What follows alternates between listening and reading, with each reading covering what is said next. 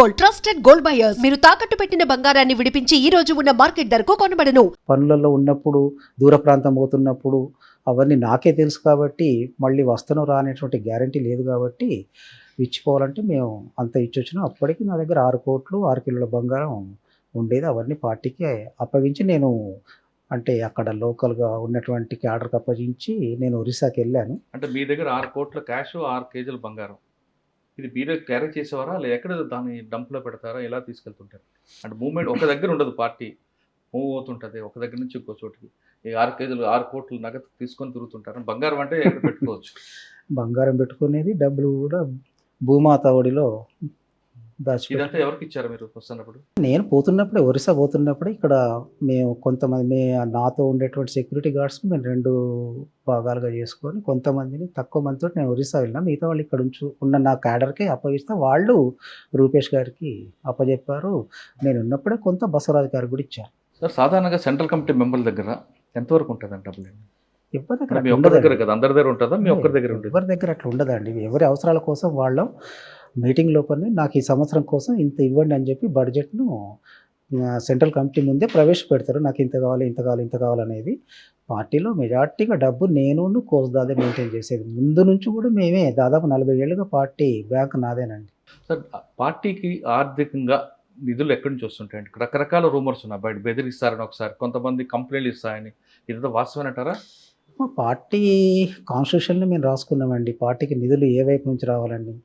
Party సభ్యత్వ రుసుము ఉంటుంది, పార్టీకి లేవీ వస్తుంది, పార్టీకి ట్యాక్సులు వేస్తుంటాం. ఆ రకంగా పార్టీకి నిధులు సమకూరుతుంటాయి. ఇవాళ పార్టీ అడవుల నుంచి మేము పనిచేసే ప్రాంతాల నుండి వనరుల్ని తీసుకెళ్లే వాళ్ళు ఉంటుంటారు. కాబట్టి వాళ్ళ మీద మేము ట్యాక్స్ విధిస్తుంటాం. ఆ ట్యాక్స్ నుంచి మాకు డబ్బు కలెక్ట్ అవుతుంది. ట్యాక్స్ విధించే హక్కు మీకు లేదు కదా? ట్యాక్స్ విధించే హక్కు అది ట్యాక్స్ విధించేది ప్రభుత్వానికి ఉంటుంది. మీకు ఎక్కడి నుంచి వస్తుంది? మేము మాది ప్రభుత్వం అని చెప్పి ఫీల్ అయినాం కదా. ఓకే, సమాంతర ప్రభుత్వం అంటారు అనేది మేము జంతన సర్కార్ అనేది ఎప్పుడైతే ఏర్పాటు చేసినామో, మేము జంతన సర్కార్ని ఏర్పాటు చేసినాం కాబట్టి అక్కడ మేము మా ప్రాంతంలో పనిచేసే వాళ్ళ మీదనే వేసినాం. బయట వేస్తేనేమో నిజంగానే అనుకోవచ్చు మాకు హక్కు లేదు. వాడు ఎవడు ఇవ్వడు కూడా, వాడు బయట వేసేది ఉంటే. అంటే జంతన సర్కార్ సమాంతరం ప్రభుత్వాన్ని నడుపుతాం ఛత్తీస్గఢ్తో పాటు ఈ ప్రాంతాలు అన్నారు. అదే జంతన సర్కారు నిర్మాణంలో లోపమా, లేదు ఎందుకు ఆర్గనైజ్ కరెక్ట్ చేయడం లోపమా, ఎందుకు ప్రజలకు దూరం ఏది వచ్చింది? ఒకప్పుడు స్టార్టింగ్లో బాగుంది జంతన్ సర్కార్ ఛత్తీస్గఢ్ ఆ ప్రాంతంలో. క్రమేపీ అది ఎందుకు విస్తరించలేకపోయింది? నిర్మాణం లోపం అంటారా, లేదా అక్కడ ఉన్న ఆదివాసీలు దాన్ని వ్యతిరేకించారా? నిర్మాణ లోపం కానివ్వండి, లేదా ఆదివాసులు వ్యతిరేకించడం అనే మాటే లేదు. ఏదైనా కానీ పార్టీ అనేది ఒక తల కదండి. కాబట్టి ప్రతిదాన్ని అది ఏ రకంగా నడిపిస్తుంది అనేది ఆధారపడి ఉంటుందండి. ఇవాళ బయట మీరు రాసిన లెటర్లోని ఆధార్ కార్డు వద్దని వ్యతిరేకించడం కానీ, లేదా జంతన్ సర్కార్ స్కూల్లో 7వ క్లాస్ చదువుకున్న బాబుకి ప్రభుత్వం ఇచ్చిన స్కూల్లో సీట్ లేకపోవడం కానీ, ఇవన్నీ మీరు విశ్లేషించారు. అదంతా వాస్తవం అంటారా? నేను రాసిన 22 పేజీలు మీరు చూసిండ్రు కాబట్టి అవి అడుగుతున్నారు. అది స్వాభావికమే. మేము 2020లో ప్లీనోలో ఫైనల్ చేసిన పీవార్ను కూడా మీకు నేను ఇస్తా. అది కూడా చూడండి. రేషన్ కార్డులతో సహా వ్యతిరేకించడం దాంట్లో రాసుకున్నామండి. నేను చెప్పింది ఏ ఒక్కటి కూడా నా బుర్రలో పుట్టింది కాదు. కానీ ప్రభుత్వంలో కొంతమంది అధికారుల మీద బలవంతంగా రాయించారనేది ఒక ఆరోపణ. అందుకే అంటున్నా కదండి, 2020 ప్లీనోలో జరిగిన రివ్యూ మీకు ఇస్తాను. నేను అప్పుడు ప్రభుత్వంతో కానీ అధికారులతో కానీ నాతో రాయించా కానీ ఇవన్నీ ఏవి ఉండవు. నేను సీసీ రివ్యూ చేసిన పీవార్ మీకు ఇస్తా, డీకేజెస్సీ రివ్యూ చేసిన పీవార్ మీకు ఇస్తా. అవన్నీ అందుబాటులో ఉన్నాయి, బయట నెట్లో ఉన్నాయి, వివిధ సోర్సుల ద్వారా వాళ్ళకి బయటికి వెళ్ళినాయి. మేమంతా పార్టీలో ఉండంగానే అవన్నీ బయటికి వెళ్ళినావు. వాటన్నిటికీ ఆధారాలు ఉన్నాయండి. ఏదో గాలి వాటు కబుర్లుగా నేను అవి చెప్పింది కాదు, అవన్నీ రాసింది కాదు. మేము చాలా పొరపాట్లు చేశామండి. దూరంగా ఉండి చాలా మీరు మీ జీవితంలో సగంగా పూర్తి యవ్వనవంతంగా పార్టీకి ఇచ్చారు. అటువంటి మీరు బయటకు వస్తే మిమ్మల్ని ద్రోహి అని ఎవరనంటే మీకు బాధ అనిపించదా? బాధ అనిపించదండి. ఎందుకంటే బాధపడడం ఎందుకు? నేను నిన్నటి వరకు ఒకళ్ళని అన్నా కదా ద్రోహి అని చెప్పి. పార్టీ నుంచి వెళ్ళిపోయిన వాళ్ళని ద్రోహి అని చెప్పి నేను అన్నవాడిని. అయితే ఆనాడు ఉన్నటువంటి పరిస్థితుల్లో మేము ఆనాడు ఉన్నటువంటి మా అవగాహన ప్రకారం ఆ రకంగా మాట్లాడింది వాస్తవమే. ఇవాళ నేను బయటకు వచ్చిన తర్వాత ద్రోహి అని చెప్పి అంటున్నారు. కాబట్టి నేను వాళ్ళకి చేసే విజ్ఞప్తి ఏంటంటే, ఈ పరిస్థితి ఎందుకు వచ్చింది?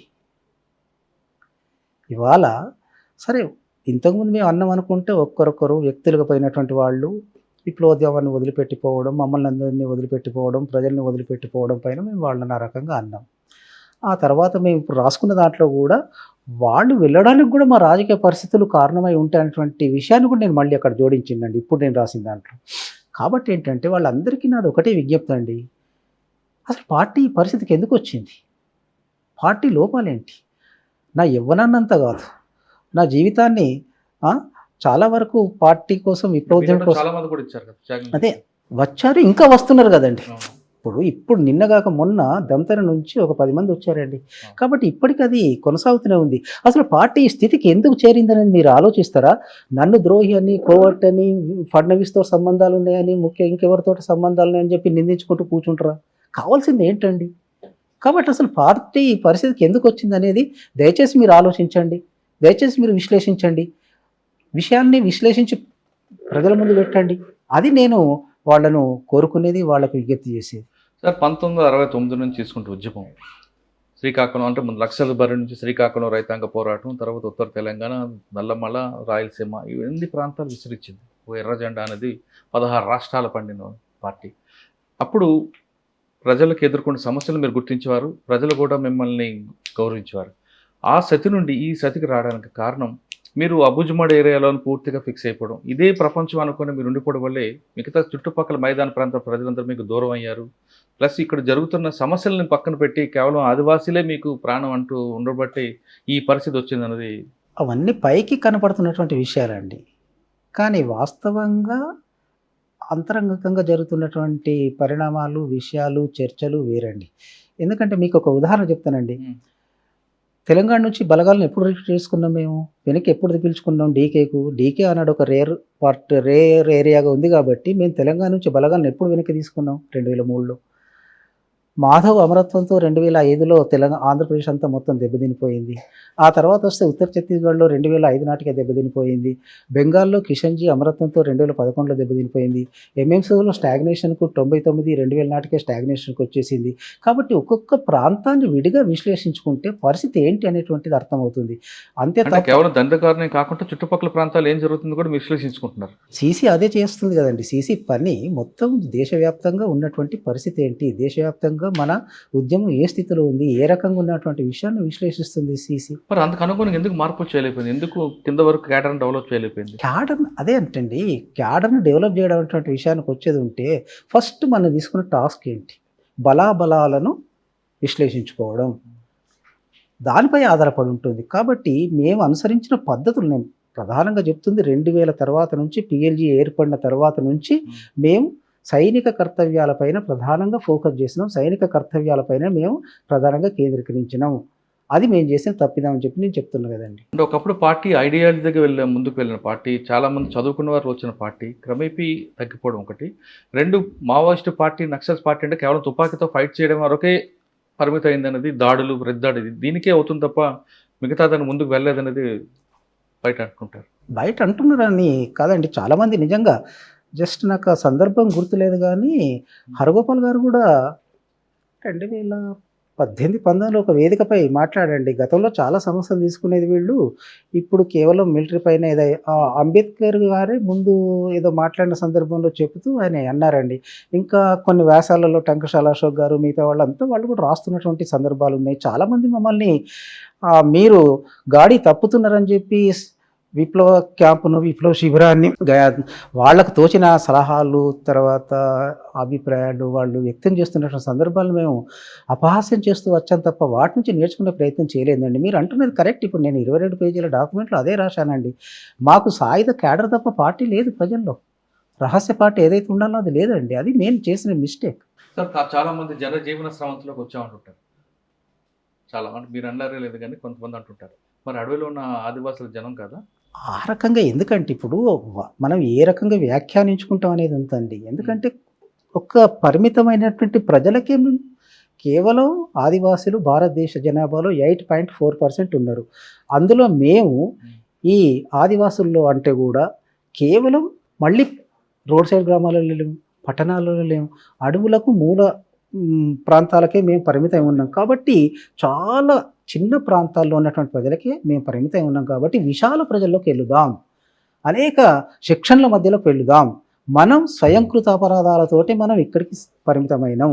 కాబట్టి వీటి నుంచి బయటపడడానికి మనం విశాల ప్రజల్లోకి వెళ్ళడానికి కొత్త మార్గాలను అన్వేషిస్తామని చెప్పేదే మేము చెప్తున్నటువంటి వాళ్ళు ప్రజలు కాదు వీళ్ళే ప్రజలు ఆ రకమైన డిమార్కేషన్ అది సరిది కాదు. సార్ మీరు వచ్చిన తర్వాత వరుసగా పార్టీకి నష్టాలు జరుగుతూనే ఉన్నాయండి. అంటే మీ ద్వారా కాకపోయినా ఏదో రకంగా గవర్నమెంట్ చూస్తుంది. ఆపరేషన్ కగార్ అనేది కూడా మార్చ్ 31 క్లోజ్ చేస్తుంది. దీని తర్వాత పార్టీ ఉంటుందంటారా?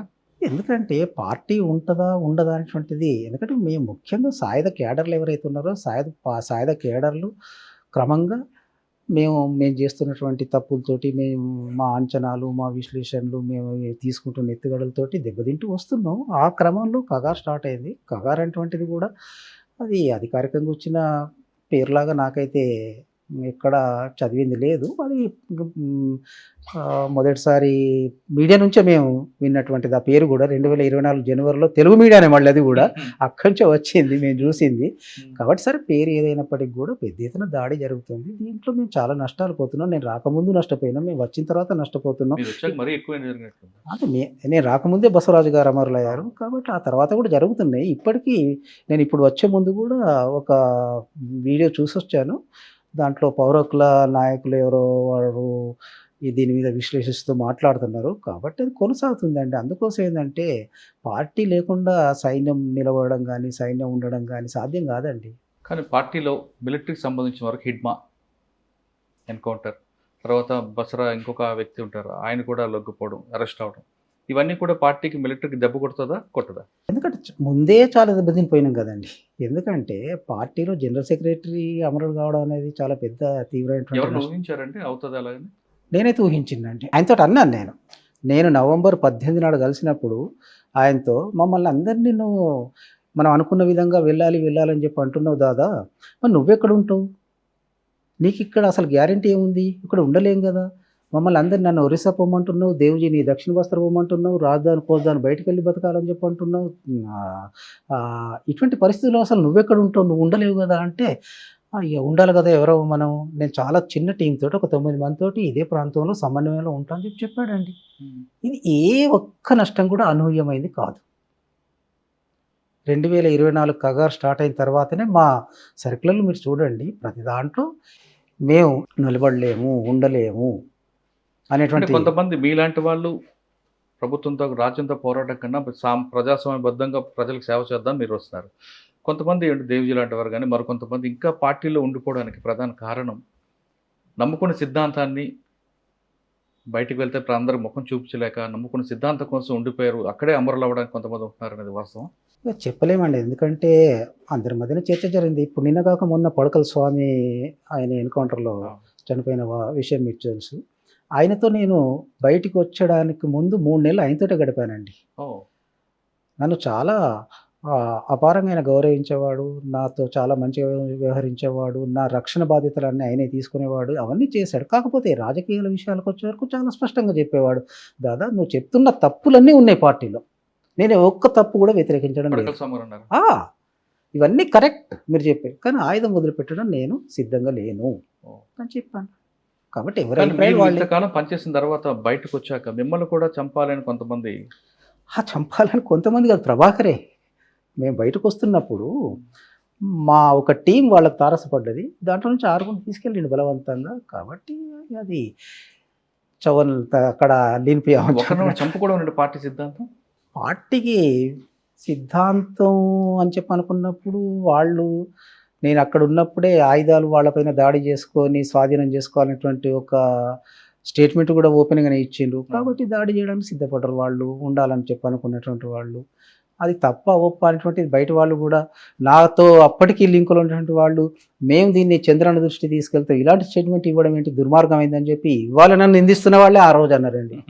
సార్ 45 సంవత్సరాల పార్టీలో మీకు బాగా గుర్తుండిపోయిన ఒక సంఘటన చెప్పండి. అంటే మీరు లక్ష్యం నెరవేరేయమని ఒకటి, 2 బయటకు వస్తున్నప్పుడు అడవిని వదిలిపెట్టి వస్తున్నప్పుడు మీరు పడ్డ మానసిక క్షోభ.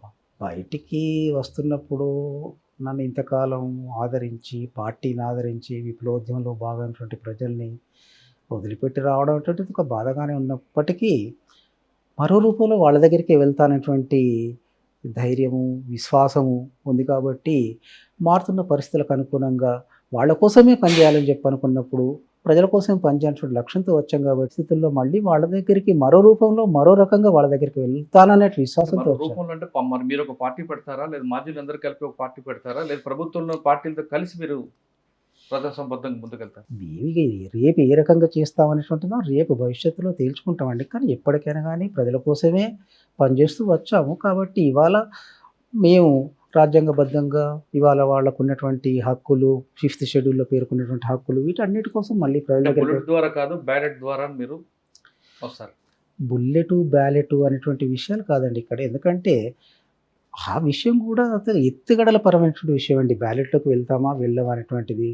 కాబట్టి రేపు అవసరం ఏదుంటే మా పార్టీలో చివరి దశలో మేము దీన్ని యాక్సెప్ట్ చేసాం. అదొక ఎత్తుగడ.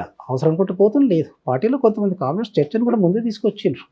కాబట్టి అది పెద్ద సమస్య కాదండి. కానీ ఏమైనా కానీ ప్రజా అవసరాల కోసం, ప్రజా సమస్యల కోసం మనం అనేక రూపాల్లో పోరాడాల్సి ఉంటుంది. అందులో బ్యాలెట్ ఒకటి అవసరమైతే. కాబట్టి అది కానీ సమస్య మీకు కాదు. ఒక క్వశ్చన్ అడిగారు. 45 సంవత్సరాల్లో మీకు బాగా నచ్చిన సంఘటన ఒకటి. చాలా సంఘటనలు ఉన్నాయండి. మళ్ళీ మనం కలుసుకున్నప్పుడు అవన్నీ పంచుకుందాం.